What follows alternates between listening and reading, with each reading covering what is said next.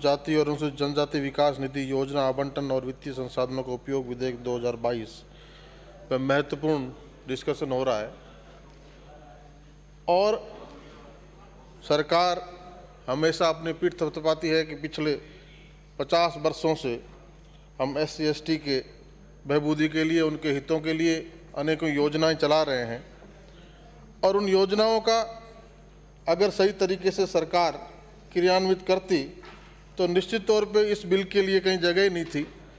वो तबका जिसको वंचित और पिछड़ा हुआ तबका आज सामान्य वर्ग के साथ कदम से कदम मिलाता हुआ चलता, लेकिन सरकार ने सिर्फ बातें की।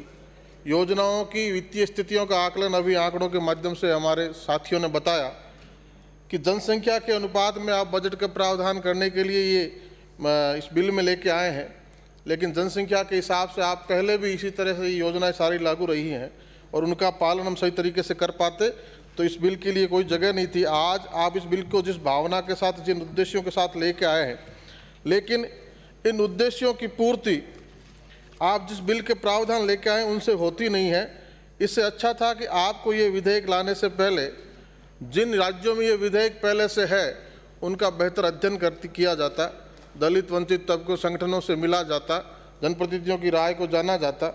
मैं माननीय सभापति जी, आंकड़ों की बातें हमारे साथियों ने कही कि किस तरह सरकार आबादी 32% आबादी के लिए बजट का प्रावधान क्या है, 0.9%। ये स्थिति सदन में सरकार को चिंता करनी चाहिए और सारा देश, सारा प्रदेश और हमारी 32% आबादी इस बात को सुन रही है, देख रही है कि सरकार सिर्फ बातें ही करती है, इस बात के लिए कितनी चिंता करती है।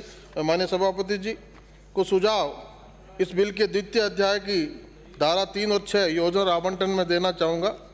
राज्य अनुसूचित जाति जनजाति की जनसंख्या के अनुपात में SCDF और STDF की निधि का निर्धारण करेगा, धारा 3 एक कहती है। इसमें मैं कहना चाहूँगा माननीय सभापति जी, अनुसूचित जाति अनुसूचित जनजाति विकास निधि का आवंटन नॉन लैप्सेबल और नॉन डाइवर्टेबल होना चाहिए। ये सभी सदस्यों ने इस बात की चिंता की है। आवंटित किए गए बजट का उपयोग अनिवार्य रूप से केवल अनुसूचित जाति जनजाति विकास निधि के लिए इन योजनाओं में ही खर्च किया जाना चाहिए। ये निश्चित तौर पर सरकार ऐसा करे। अभी तक इस तरह की कोई अनेकों योजनाएं चलती है, लेकिन बजट किधर का किधर चला जाता है, कहाँ लैप्स हो जाता है, डाइवर्ट कर दिया जाता है। ये इन 32% आबादी के साथ अन्याय हम करते हैं। और आदरणीय सभापति जी, आयोजना और आवंटन में सहभागिता समावेशी दृष्टिकोण रखते हुए अंतिम व्यक्ति की आवश्यकताओं को पूरा करना है तो पंचायती राज अधिनियम, नगर पालिका अधिनियम और पैसा अधिनियम पर लागू होने वाले अधिनियम के प्रावधानों के साथ नियोजन और आवंटन में बॉटम अप दृष्टिकोण लागू किया जाना चाहिए। अनुसूचित जाति जनजाति समुदायों को अलग अलग विशेष ग्राम सभा, वार्ड सभा के प्रावधान भी शामिल किए जाने चाहिए। जेंडर व बाल आधारित बजटिंग के सिद्धांतों को इस पर लागू किया जाना चाहिए। अनुसूचित जाति जनजाति समुदायों की महिलाओं की भागीदारी को बढ़ावा देने हेतु भी बजट में विशेष प्रावधान किया जाना चाहिए। उक्त निधि के अंतर्गत योजनाएं इस तरह से बनाई जानी चाहिए कि सामान्य योजनाओं के तहत SC/ST की महिलाओं, किशोरियों, युवा महिलाओं, वृद्धों मिलने वाले लाभ से वंचित ना रहे। उक्त निधि के अधीन निर्मित योजनाओं का लाभ भी मिलना सुनिश्चित हो। राज्य सरकार द्वारा United Nations department of economic and social affair की परिभाषा के अनुसार समता स्थापित करने के लिए अतिरिक्त लाभ मिलने का प्रावधान भी किया जाना चाहिए। माननीय सभापति जी, अध्याय 3 धारा 7 से 9 संस्थागत व्यवस्थाओं में मेरा सुझाव है कि यदि विधेयक के रूप में मुख्यमंत्री के अधीन राज्य परिषदों में अधिकार प्राप्त समितियों गठन का प्रावधान किया गया है, परंतु कर्नाटक राज्य के अधिनियम 13 वर्णित किए गए संस्थागत प्रावधानों को अधिनियम और नियमों में शामिल किया जाना चाहिए ताकि प्रभावी संस्थागत तंत्र स्थापित किया जा सके। और SCDF और STDF के लिए प्रस्तावित राज्य परिषदों में अधिकार प्राप्त समितियों में गैर सरकारी संगठनों के सदस्यों को, ग्रामीण परिवेश के अनुभवी अनुसूचित जाति अनुसूचित जनजाति के सदस्यों को भी शामिल किया जाना चाहिए। उक्त विधेयक में जिला और ब्लॉक तहसील स्तर की निगरानी समितियों के गठन के प्रावधान भी शामिल किया जाना चाहिए, जिस तरह SC/ST एक्ट में किया जाता है। माननीय सभापति जी, कहता है अकाउंटेबिलिटी एक्ट की बात जन घोषणा पत्र में भी आप लेके आए थे। पिछले बजटों में आपने ये बात कही लगातार कि हम अकाउंटेबिलिटी एक्ट, जवाबदेही कानून लेके आएंगे। राम लोभैया जी के नेतृत्व में जो कमेटी बनी, उनकी रिकमेंडेशन आपके पास पड़ी है, लेकिन जवाबदेही तय आप किसी अधिकारियों की और अफसरों की करना नहीं चाहते, क्योंकि राजस्थान की सरकार सिर्फ बातें ही बनाना जानती है।